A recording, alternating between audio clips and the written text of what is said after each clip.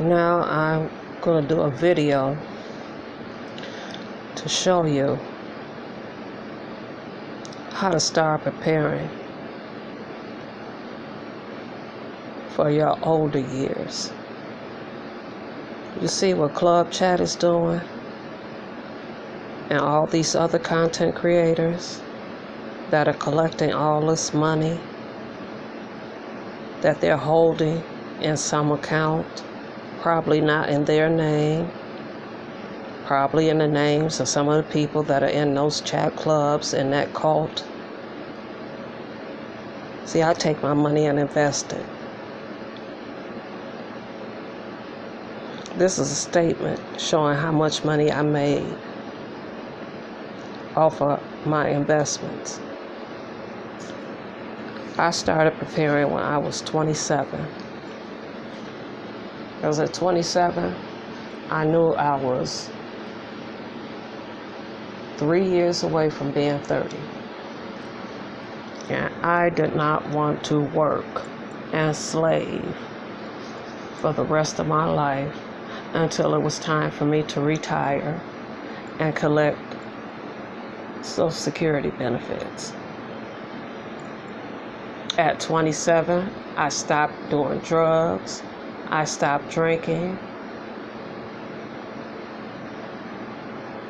And I claimed that by the time I was 53, I would no longer have to work. Before I purchased this home, I purchased furniture.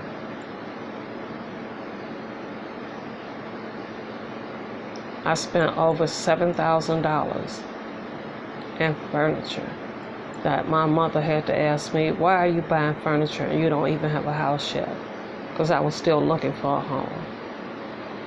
And I told her, I'm going to have a house. By the time the delivery date comes, I'll have a home. And I did. The home that I had been looking at, that 3 people had a contract on, but their credit score wasn't good enough. So I jumped on it.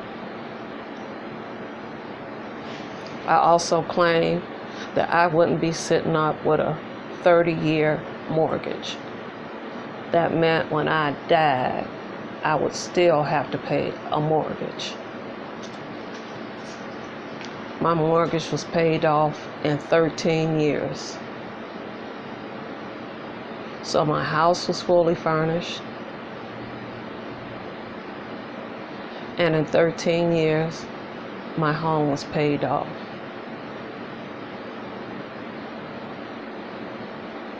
I took my time and I rehabbed the home. I saw the plans of the home and I decided how I wanted this house to be. In the area that I'm in now was considered an addition. There used to be an opening that you can look inside from the kitchen.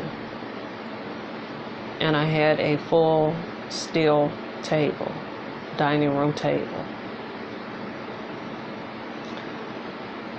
Once I got in here, I had walls knocked down. I converted this addition into a bedroom with a full bathroom. I had starter cabinets. I took cabinets. I had an island made. And I got more storage space in my kitchen. My basement had that linoleum tile, and I purchased ceramic tile and put it in the basement. And there's a half a bathroom in the basement, which by Chicago's law it can be an apartment. It closes off from the rest of the home.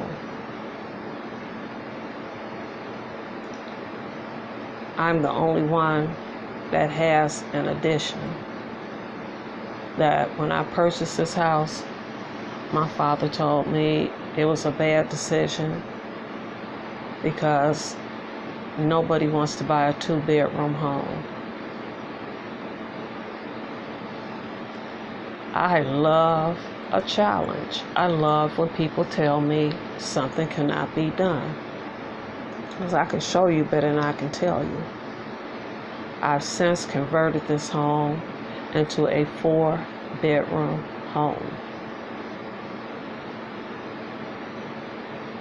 that I've had so many of my cousins come and live with me. So many of my friends that were in a spot where they didn't have a place to lay their head come and live with me. It's fully furnished. That all they had to do was bring their clothes. I didn't charge them rent.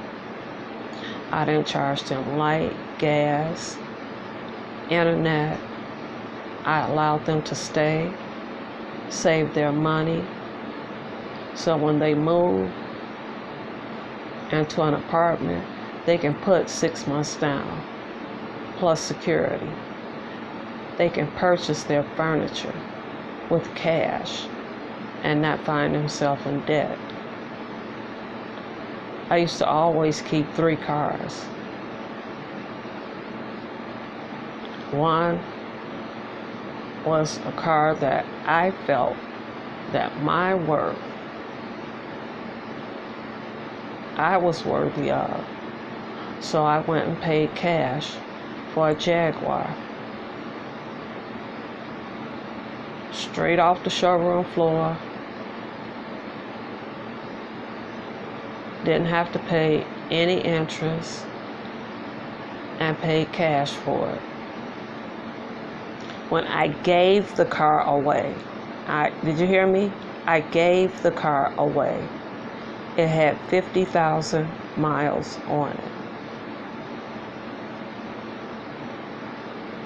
It was a racing green Jaguar, fully loaded.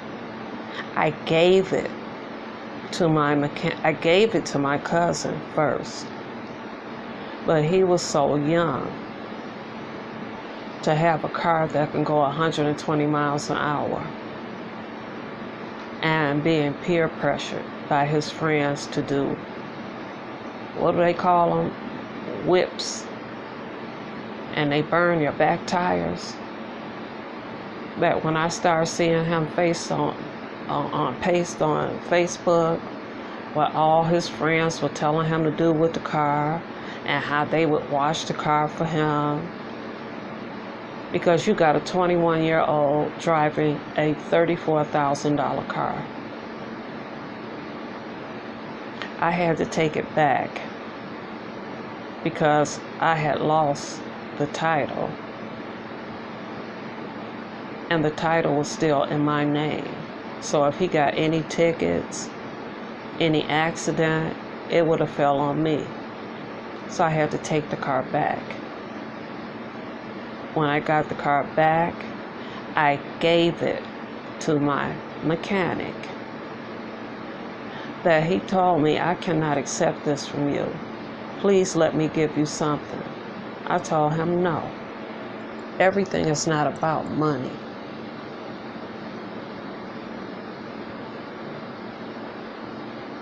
I don't sell anything. Nothing. I've given away brand new TVs, furniture, clothes, electronics. Purchased my son's friend a $16,000 computer because his family couldn't afford to buy him one. And at the stage that they're in technology, they can't use just any old computer. It has to have so much RAM, and so much memory on it. So I bought my son one, and I bought his friend one. Now I have a Crossfire.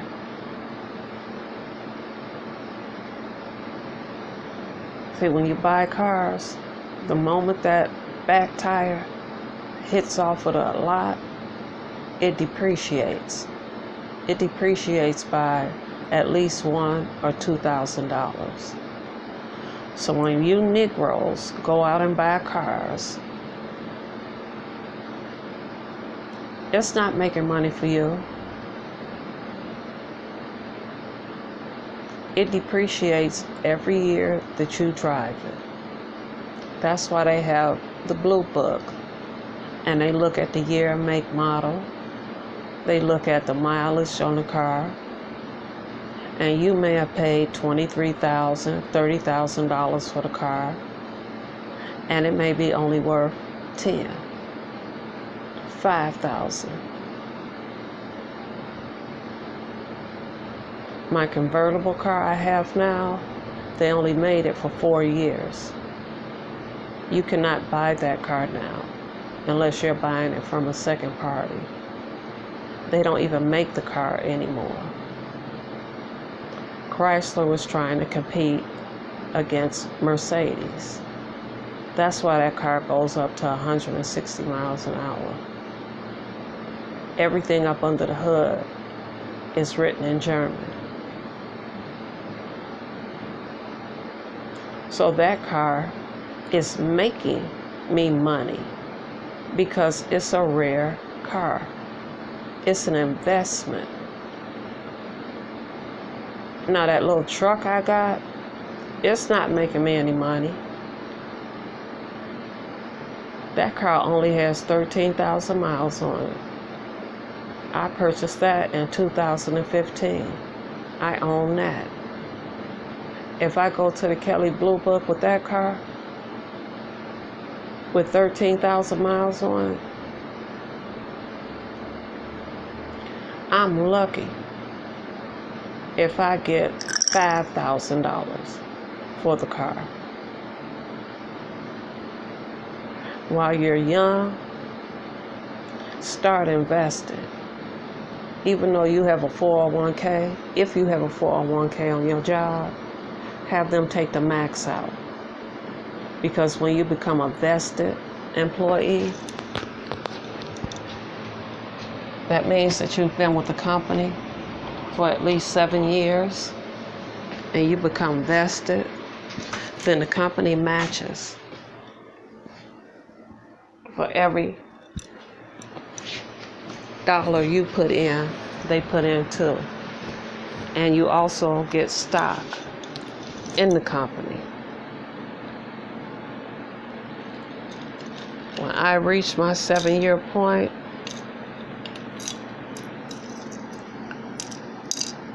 working at one of my jobs that I was there for 7.5 years as a manager, I received this.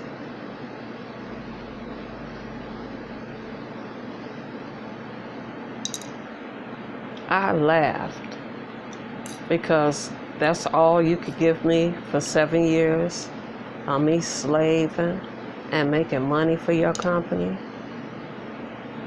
But I also had the benefits of going back to college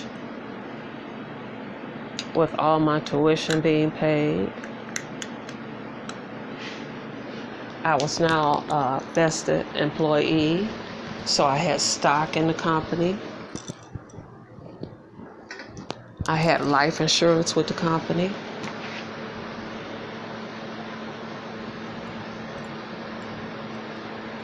And again, when I left, I was told that there would always be a position available for me. Don't wait until you're 30, 40, or 50 and decide that now you want to grow up. That when you reach the age of retirement, that you don't have to choose between getting your medication or paying your bills or not being able to pay your property taxes. As long as I own this home, I'm going to forever pay property taxes.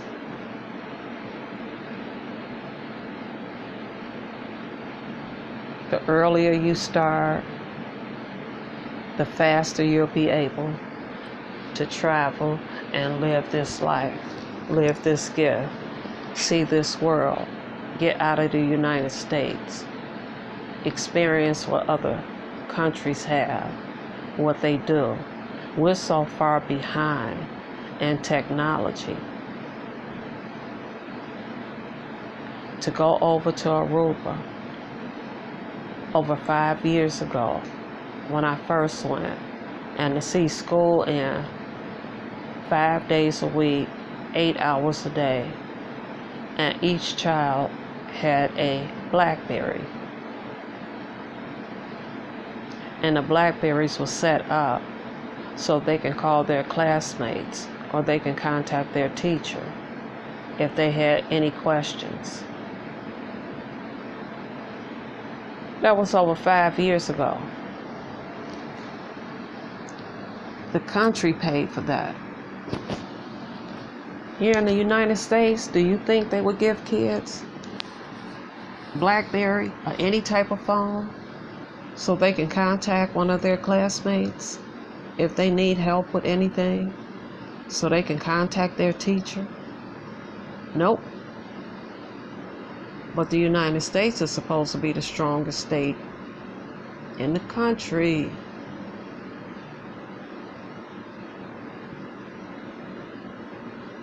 Do you know when you go over there, they tell you everybody has a twin?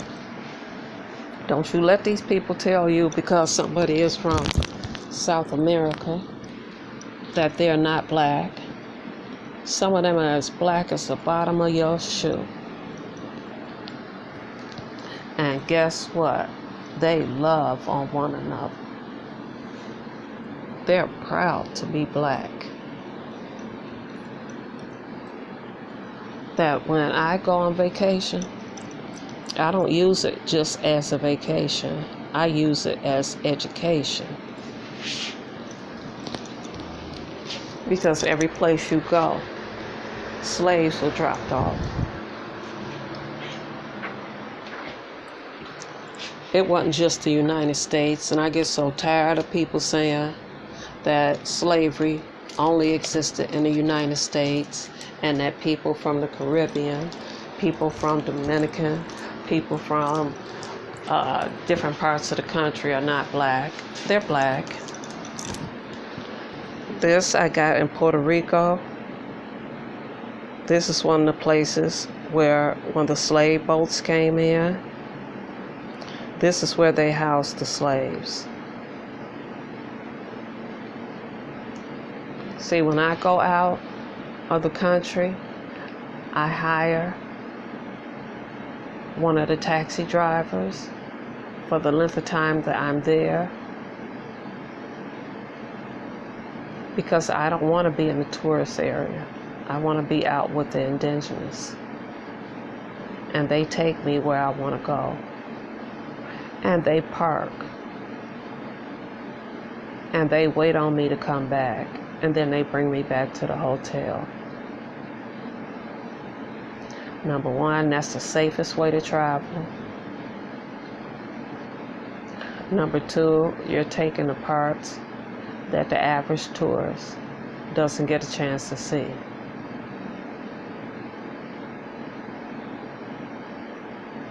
And you get to learn about their culture. When I first went there and my plane landed and I was so hungry that I ate some of their cuisine.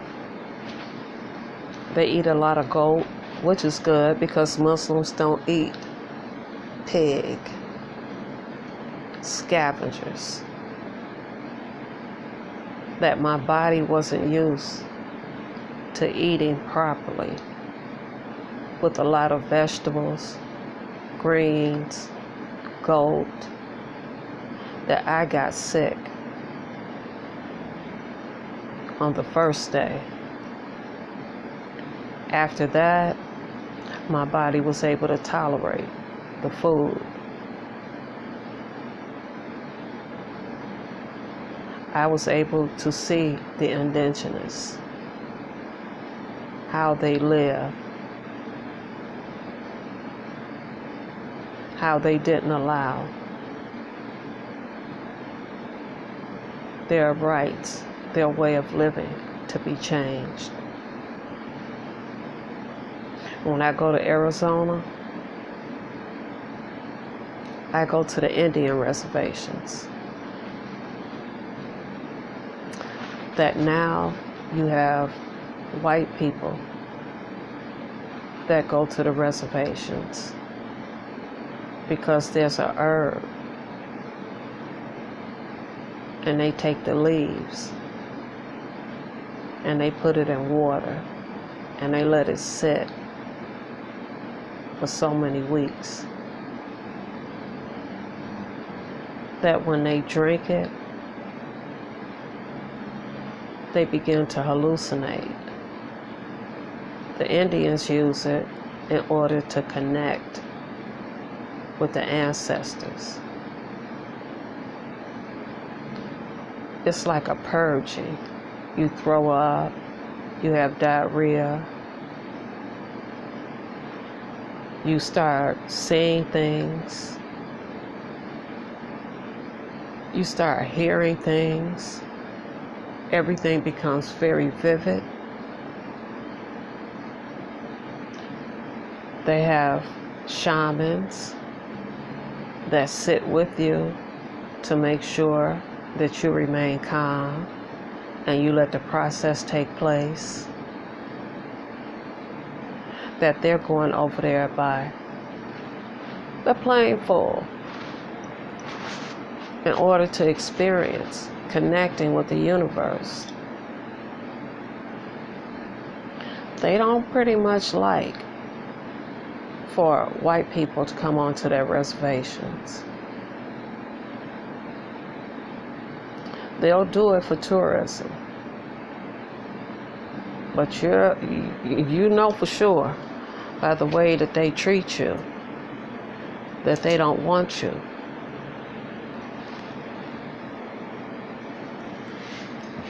But for tourism, yeah, they'll take your money the same way they do here at all these Korean shops that take your money for weave, take your money for all that make up. Break words down. Make up. I am insecure with the way I look, so I have to make up my appearance. I don't like the way that the Most High made me, so I have to put on makeup.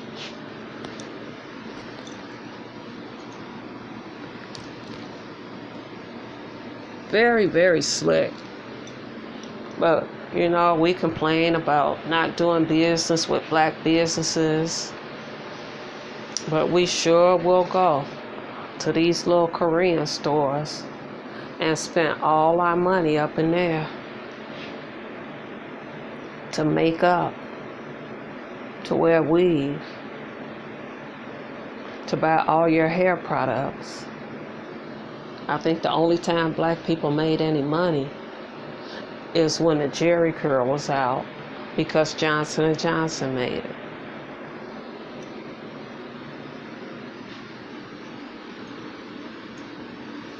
So when you on this, I'm not doing business unless it's with a black company, that's bullshit. You and I know that you will get on Amazon, who owns Whole Foods,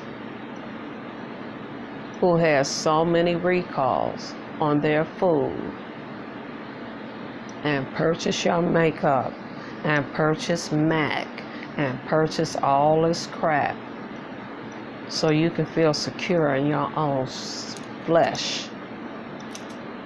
Because that's all it is flesh. When you call a person ugly, it's not because of their physical looks. It's because of the inside of them. Their inside, their spirit is ugly. Go to a funeral and touch a body that is transitioned.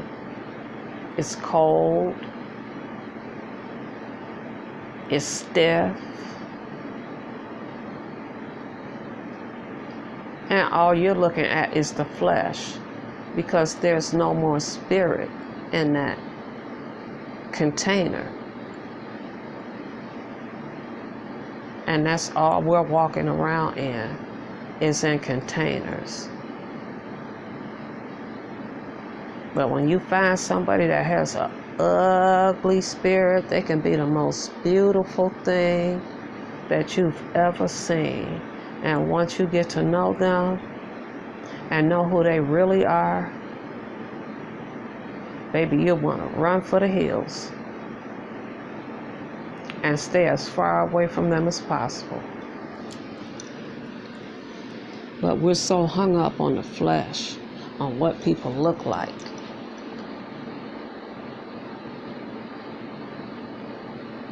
And then we watch their insecurities, like Tracy,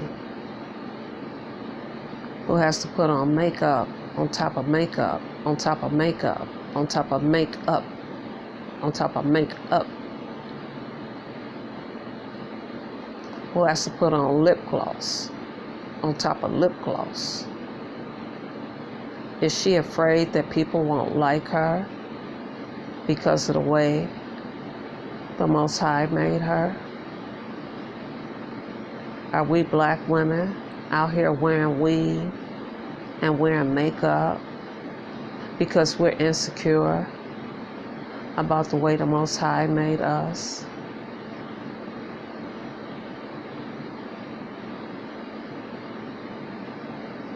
Are you so hurt as a child that the only way you can find comfort is through food? The only way you can feel safe is through food? That you're actually committing suicide because you're so addicted to food? Are we so afraid of ourselves for who we really are that we have to drown our spirits with spirits? Because that's the only way we can feel comfortable with ourselves, to be outside of our natural spirit.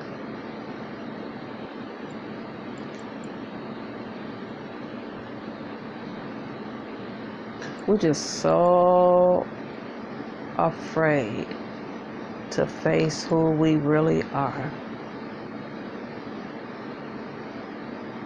Those that make threats, those that want to scream and holler, curse people out, that's an insecurity.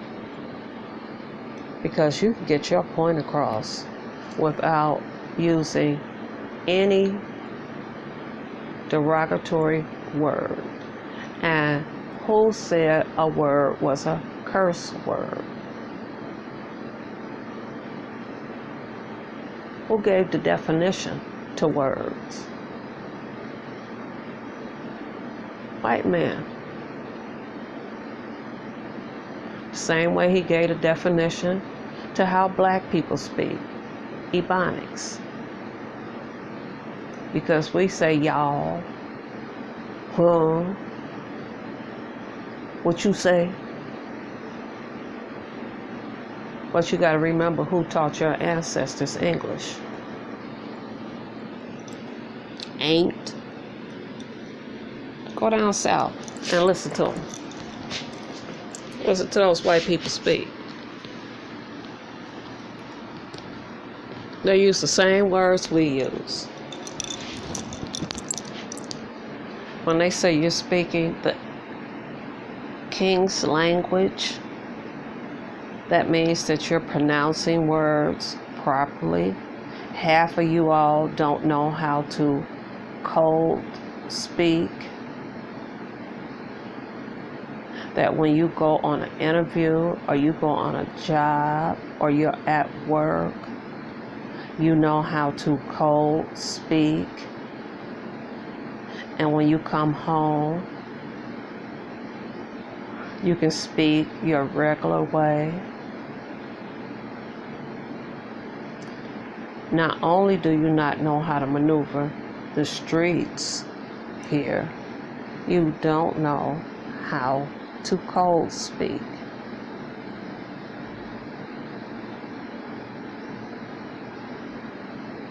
You get on this platform, Lord, Tracy fucked up, cerebral palsy.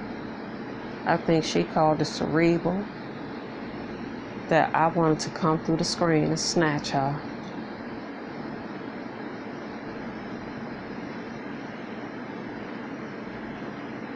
You break words down. Back when I was younger, we used what Snoop used. That his it, his I, his a, kiz a. That's what we spoke. But see, then law enforcement didn't understand it. And you use payphones, so they couldn't trace you.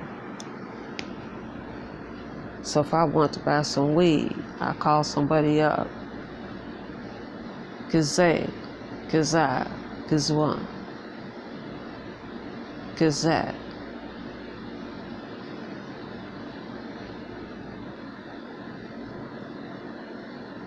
But today, I done heard people fuck up some words.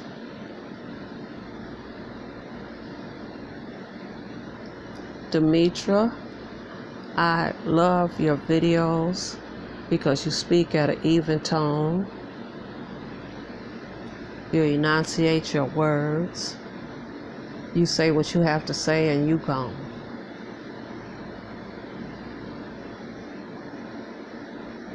Pretty Ricky Fontaine, baby, you a logical thinker like I am. When they say make it make sense, they don't even know what the sense is.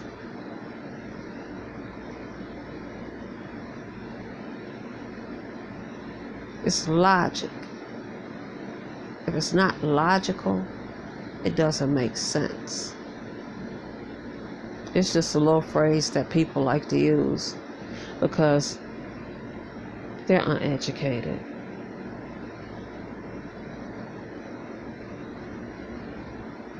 It's a lot of hurt people on this platform. I didn't realize how many people were foster children. How much anger that they hold within, and they project it out to others.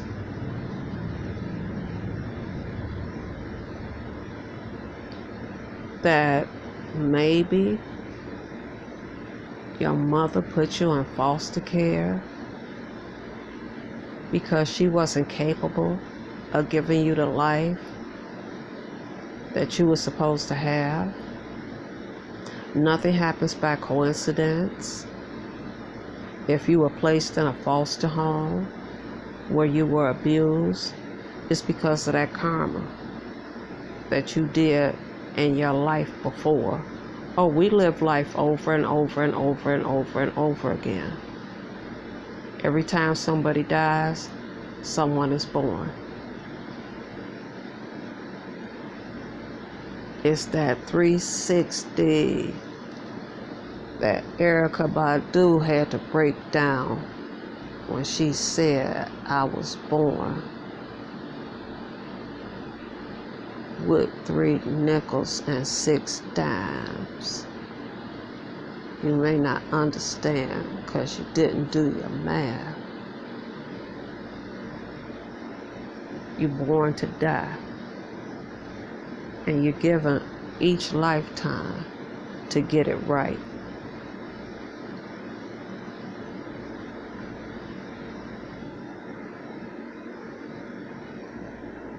So you out here all hateful, all mean. You might be born mentally ill. You might be reborn handicapped. It's a good thing to read Edgar Cayce, The Origin and Destiny of Man, who was able to put himself in a deep sleep. And one lady wrote that she worked with mentally ill children, and there was one child that she worked with that no matter what she did, he would spit on her, he would treat her so mean. And she wondered why, out of all the patients she worked with, that she had so many problems with this one young man. And in his reading, he told her, in your past life, he was your child.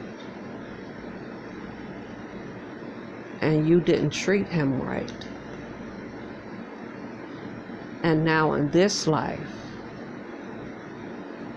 you all have been brought back together again. And this is your opportunity to change and to love on him like you should have done in your first life, or your third life, or your fifth life.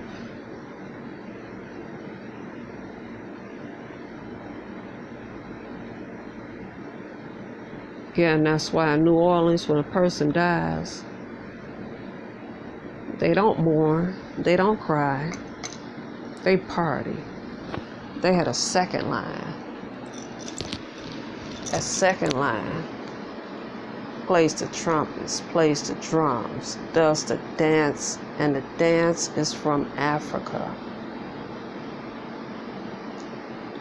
That's a place you really, really need to go to. There in Augusta, Georgia, where you can still see the sign up that says Slave Holdings. All of your Mason history is all around you. All the gargoyles, all the owls. The owl is the night watcher who sees it all.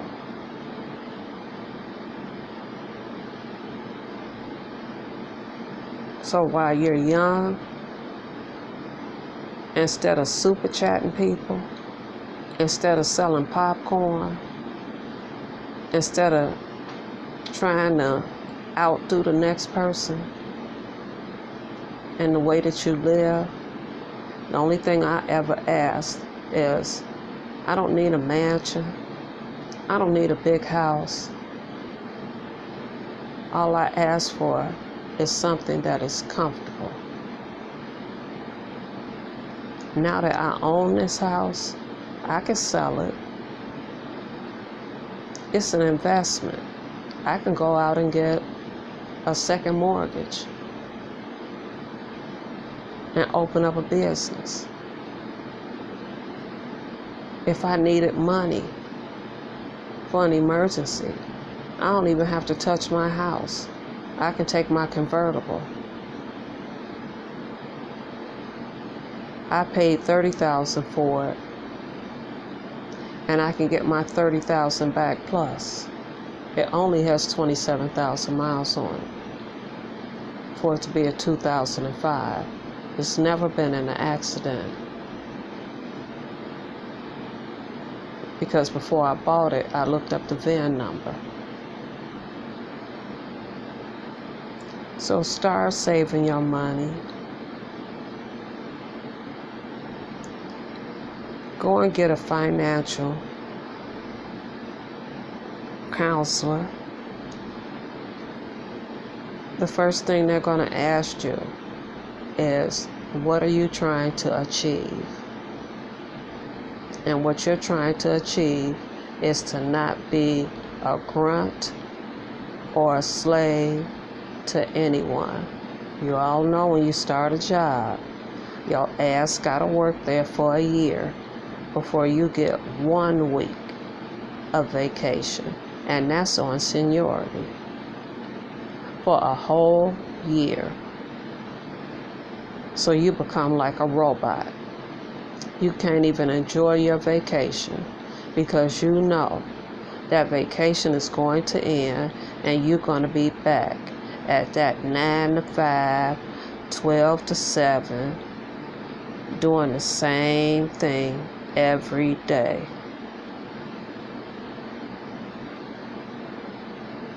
Not me.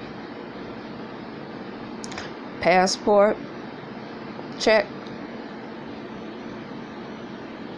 Aruba, my second home, check. Been there enough where I have actual friends that I don't have to stay at a hotel. I can stay at their home. That take me all around the island. I can party with them. Check.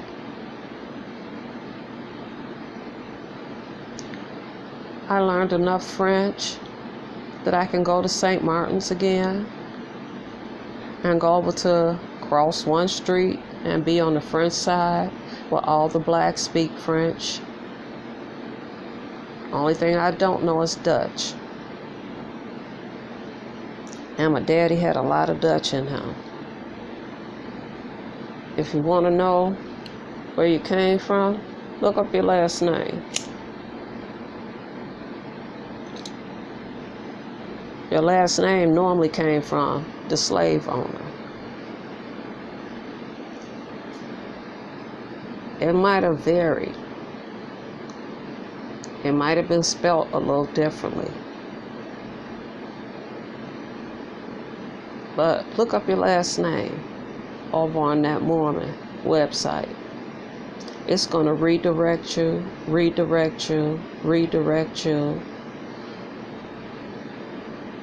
until you can finally find someone that's related to you. Even if you do the DNA test, they keep that on a database. And they ask you if you want to keep it on there, so if someone else's DNA comes in and it matches yours, they can put you in contact with them. That I did my mother and someone's DNA came in and matched hers 95%, which means that they were a relative of hers. My last name is not spelt the normal way, so anyone with that last name, I know that they're related to me.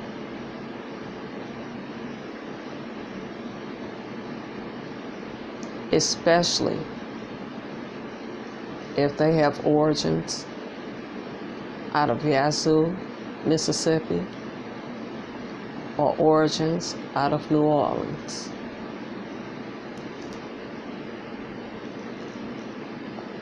See, I must have lived quite a few lives, because when I go to Aruba, it never fails. I could be watching the sun come up. And I still go solo dolo. I don't like traveling with people because I like moving at my pace. I like moving when the Almighty says move. That somebody will come up to me and tell me I've lived there, they've seen me before, that I literally had to pull out my ID to prove to a police officer that I was from the United States. When I went to St. Martin's, they got Bloods and Crips there. that the head of the Bloods stopped me on the street and told me, "You've been here before." I told him, "No, I haven't. This is my first time here." He said, "Yes, you have. You've been here before." I had to argue this man down that I had never been there before. But after we finished talking, his name was Jigga, told me I can get anything I wanted, from hash to weed to meth to cocaine. I told him, "Brother, I don't put no man-made shit in my body. Now, if you could get me some hash, which is compound weed,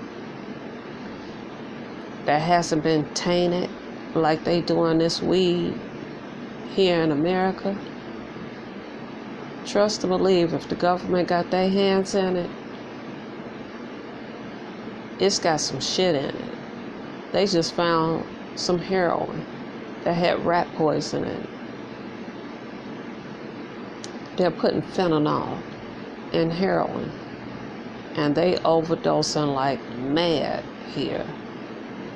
I'm talking about 8, 9, 10 of them found in an apartment. Just ODing.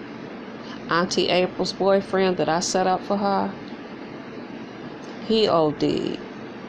And they gave him that comeback. See, I used to call that comeback. That speed that I used to mix up in cocaine back in my earliest days when I sold cocaine. And people thought, "Damn, that's some good shit." All I was doing was mixing it with speed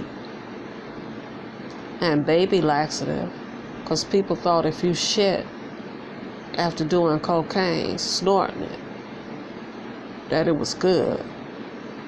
Then you put a little speed in there and it give you that rush.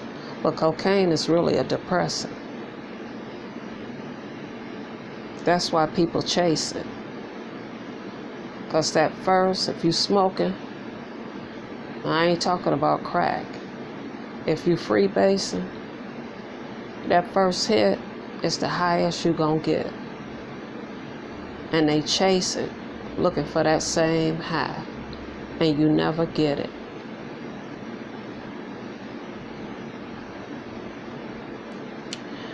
I done been there, I've done it, because I came from a family that was so overly protective that when I got put out at 19, my bags packed, snow up to my damn knees, and I did move into the ghetto, and I learned how to survive. That I wanted to do every drug that was out there. And trust and believe, I did it. I overdid it. That now, yeah, I may smoke a little weed. I may vape some liquid weed. I only take about 2 hits, because I ain't gonna get no higher than that first 2 hits. So I can buy an ounce of weed and it'll last me for a very long time. But again, it was made by the Most High. Same way as cocaine, the same way as opium, which is what heroin is derived from. Now somebody tell me why the United States has soldiers in the opium fields protecting the opium. They're not cutting it down and burning it. They're protecting it. And they know the people are there extracting. They know the whole process to make it into powder form. So, you little young ones, just say no. Just say no. That shit stays in your system. You'll forever have the taste in your mouth to want to get high.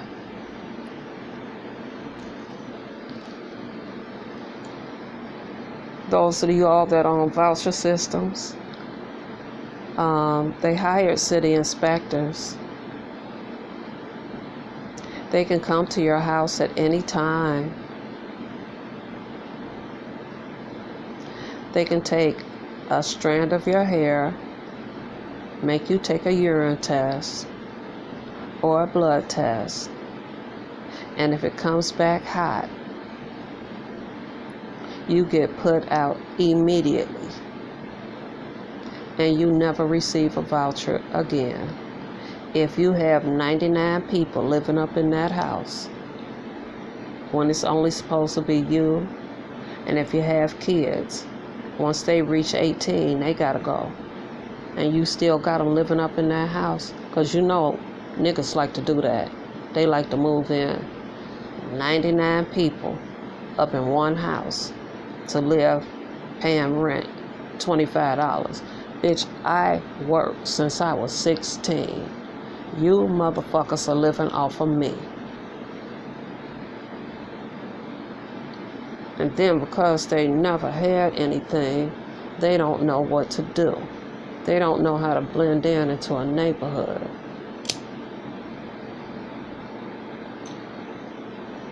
Independence is the best thing you can ever have. Don't depend on nobody but yourself. No one. I could have a nickel in my pocket and nobody would know.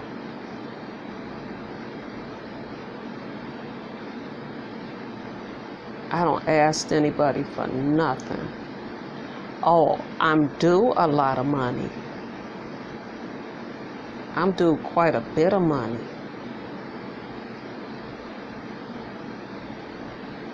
But I don't let it press me, because apparently they needed it more than I did. And they should be grateful that I was able to give it to them. And it's those that are closest to you and your family members that'll eat you up.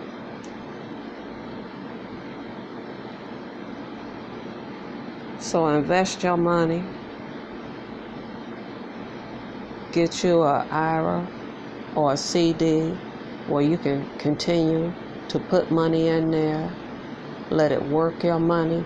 Let your money work for you, not for somebody else. Let it work for you.